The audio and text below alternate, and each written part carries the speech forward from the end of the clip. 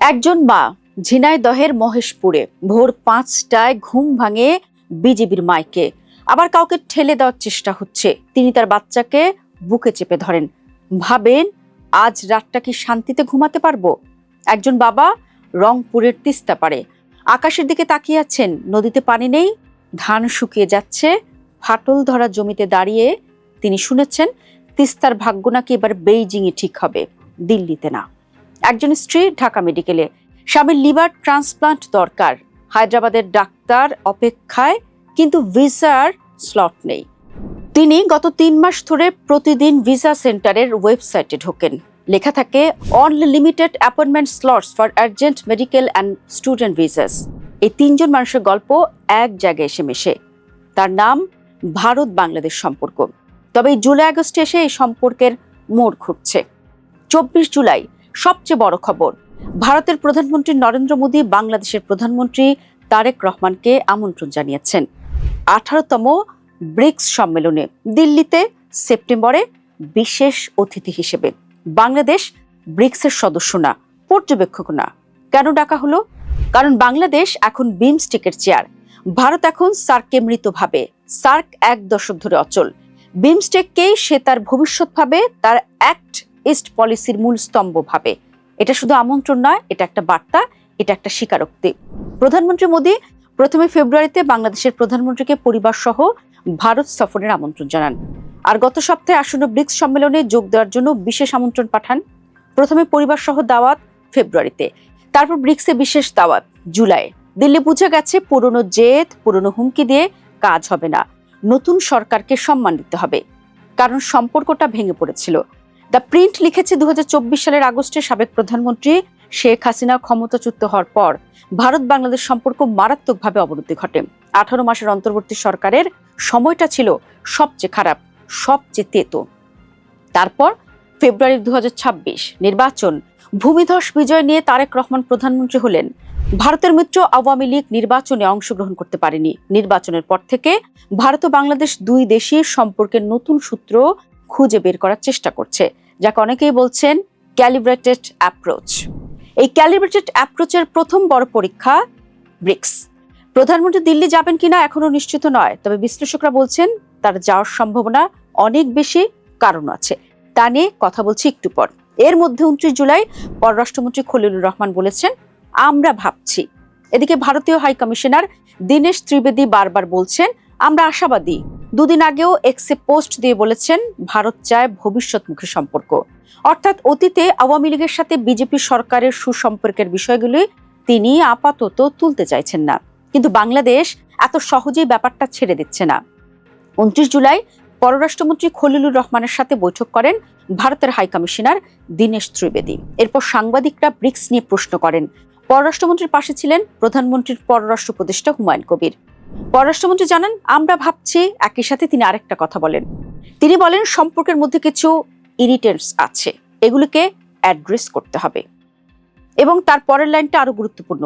তিনি বলেন ভারত এগুলো জানে, আমরাও জানি, এগুলোরও সমাধান হওয়া জরুরি। এটাই নতুন বাংলাদেশের কণ্ঠ। আগে আমরা বলতাম সব ঠিক আছে, এখন আমরা বলছি ঠিক নেই, ঠিক করতে হবে, মর্যাদার ভিত্তিতে ঠিক করতে হবে। এই সত্যটা বলার সাহসটাই সম্পর্ককে বাঁচাতে পারে, কারণ মিথ্যা বা প্রলেপ দিয়ে বন্ধুত্ব হয় না। এই সফরটা শুধু ব্রিক্স সম্মেলনে যোগ দেওয়া নয়, এটা মোদী তারেক প্রথম আনুষ্ঠানিক শীর্ষ বৈঠক। কাজেই অনেক হিসেব আছে। প্রথমত পুশিন, ট্রানজিট, সীমান্ত সহ ভারতের সাথে অমীমাংসিত ইস্যু অনেক। এর চেয়েও গুরুত্বপূর্ণ হলো পদ্মা এবং তিস্তার পানি। ভারত এই দুই নদীর পানি আটকে নিজেদের এক অমানবিক চেহারা দেখিয়ে রেখেছে। এর ন্যায্য সমাধান ছাড়া সম্পর্ক কোনোভাবেই এগুতে পারে না। আর তৃতীয়ত বিশ্ব রাজনীতি। এ সপ্তাহে ঢাকা এলেন মার্কিন প্রেসিডেন্টের বিশেষ দূত সার্জিও গৌর। তিনি আসার আগের দিনই ত্রিবেদী পররাষ্ট্র মন্ত্রণালয়ে এলেন। একদিকে দিল্লি, একদিকে ওয়াশিংটন, একদিকে বেইজিং। ঢাকা মাঝখানে। এক পা ভুল ফেললেই ভারসাম্য ভেঙে পড়বে। কাজে ভারত আহ্বান করলে যে বাংলাদেশ ভারতের দিকে হেলে পড়বে, এমনটা ভাবার কোনো কারণ নেই। ২২ জুন প্রধানমন্ত্রী তারেক রহমান প্রথম বিদেশ সফর করেন। প্রথমে মালয়েশিয়া, তারপর চীন। সেখানে বড় কোনো চুক্তি হয়নি, বিশাল কোনো আয়োজনও ছিল না, কিন্তু যা হয়েছে তা ভারতের হাঁটু কাঁপিয়ে দেওয়ার জন্যই যথেষ্ট। প্রথমটি তিস্তা। পররাষ্ট্রমন্ত্রী সাফ বলেছেন বাংলাদেশের জীবন মরণ সমস্যা, বাংলাদেশের পক্ষে বসে থাকা সম্ভব নয়। তিস্তা মহাপরিকল্পনা চীনের সাথে মিলেই বাস্তবায়ন করবে বাংলাদেশ। দ্বিতীয়টি করিডর, ইন্ডিয়ার কালাদান প্রজেক্টের বুকের উপর দিয়ে বাংলাদেশ থেকে মিয়ানমার চীন করিডর। চীনের প্রেসিডেন্ট শি জিনপিং এবং বাংলাদেশের প্রধানমন্ত্রী তারেক রহমান যৌথ বিবৃতিতে ঘোষণা করেন, দুই দেশ এক যৌথ কমিউনিটি গড়ে তুলবে, যার লক্ষ্য হবে দুই দেশের মানুষের অভিন্ন ভবিষ্যৎ নির্মাণ।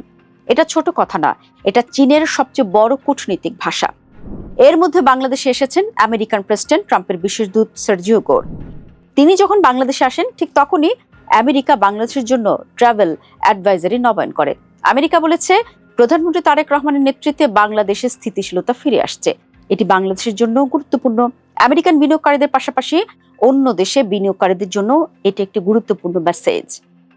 সোজা বাংলায় বললে বাংলাদেশের সামনে এখন আমেরিকা, ইন্ডিয়া এবং চায়না। ভারসাম্য নষ্ট হলে বিপদ। আবার উল্টো দিকও আছে, বাংলাদেশের সামনে অপশনও এখন বেশি। আওয়ামী লীগের সামনে ভারত ছাড়া গতি ছিল না, এখন সেই অবস্থা নেই। তবে ভারত জানালা খোলার উদ্যোগ নিয়েছে। প্রায় 2 বছর বন্ধ থাকার পর ভারত পর্যটন ভিসা আবার চালু করেছে। এটা ছোট অগ্রগতি, কিন্তু বড় বার্তা। মানুষে মানুষে যোগাযোগ ছাড়া রাষ্ট্রের বন্ধুত্ব হয় না, কিন্তু পুশিনের চেষ্টা এখনো আছে। শুরুতে যে নারীর কথা বলেছিলাম, 25 জুলাই সেই নারী সহ মোট 6 জনকে ঝিনাইদহের মহেশপুর সীমান্ত থেকে ফিরিয়ে দিয়েছে বিজেপি। ওই দিনই দিনাজপুরে 9 জন নারীকে ঠেলে বাংলাদেশে পাঠানোর চেষ্টা করে বিএসএফ। আগের দিন কুষ্টিয়াতে 8 জন। New York Times, financial times সহ সারা বিশ্বের গণমাধ্যম ভারতের এই কর্মকাণ্ডের নিন্দা জানিয়েছে। এটা সীমান্ত সমস্যা নেই, এটা মর্যাদার সমস্যা। আপনি যদি আপনার প্রতিবেশীর বাড়িতে ময়লা ফেলে আসেন আর বলেন এটা তোমারই ময়লা, যাচাই করো, সম্পর্ক কি ভালো থাকে? কাজে হুট করে তারেক রহমান ভারতে যাবেন এমনটা আর হবে না। কিন্তু তারপরেও সেপ্টেম্বরে তার দিল্লি সফর অনেকটাই নিশ্চিত। কারণ তারেক রহমান শুধু বাংলাদেশের প্রধানমন্ত্রী নন, বিমস্টেকের সভাপতি। বাংলাদেশ, ভারত, শ্রীলঙ্কা, থাইল্যান্ড, মিয়ানমার, নেপাল ও ভুটানকে নিয়ে করা আঞ্চলিক জোটের দায়িত্ব তার কাঁধে আছে। কাজে বিশেষ অতিথি হিসেবে দিল্লিতে তার সফর হবে। ভারতের প্রধানমন্ত্রী নরেন্দ্র মোদীর সাথেও সৌজন্য সাক্ষাৎ হবে। তবে দ্বিপাক্ষিক ইস্যু নিয়ে যে আলোচনা, তা হয়তো হবে না। সেজন্য তিনি হয়তো আবারও ভারত যাবেন, তবে তার সহসাই হচ্ছে না। এদিকে ভারতের বিজেপি সরকারও টালমাটাল করছে। প্রধানমন্ত্রী নরেন্দ্র মোদী বিজেপিরই অন্য কারো হাতে ক্ষমতা ছেড়ে অবসরে যেতে পারেন। নির্বাচনের আগে থেকেই আলোচনাটা ছিল, এখন তা আরো জোরালো হয়েছে। কাজে বাংলাদেশকে পা ফেলতে হবে সাবধানে। প্রধানমন্ত্রীর এই সিদ্ধান্তের উপরে নির্ভর করছে মহেশপুরের সেই মা আজ রাতে শান্তিতে ঘুমাতে পারবেন কিনা, রংপুরের কৃষকের খেতে পানি আসবে কিনা, কিংবা ঢাকার অসুস্থ মানুষটি চিকিৎসা করাতে ভারতে যেতে পারবেন কিনা।